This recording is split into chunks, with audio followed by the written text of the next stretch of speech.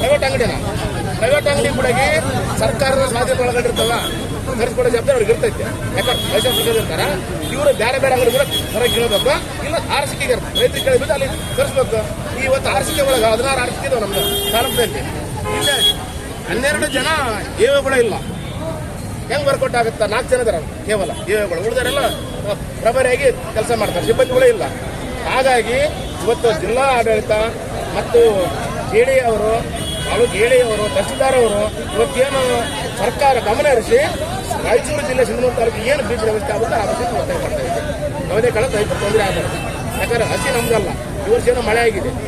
ಹೀಗಾಗಿ ಮನೆ ಭಾಗದ ರೈತರು ಜೋಳ ಬಿತ್ತಿದ್ದಾರೆ, ಮೇಲ್ಭಾಗದ ರೈತರು ಭತ್ತ ನಾಟಿ ಮಾಡ್ಯಾರ. ಅವ್ರ ಜೋಳ ಬಿತ್ತಲ್ಲ, ನಮ್ಮ ರೈತರು ತೊಗರಿ ಬೆಳೆ ಮಾಡ್ಯಾರ, ಹತ್ತಿ ಬೆಳೆ ಮಾಡ್ಯಾರ, ಎಲ್ಲ ಮಾಡ್ಯಾರ. ಹಾಗಾಗಿ ಜೋಳದ ಬೀಜ ಅಲ್ಪ ಪ್ರಮಾಣದಲ್ಲಿ ಬೇಕಾಗಿದೆ.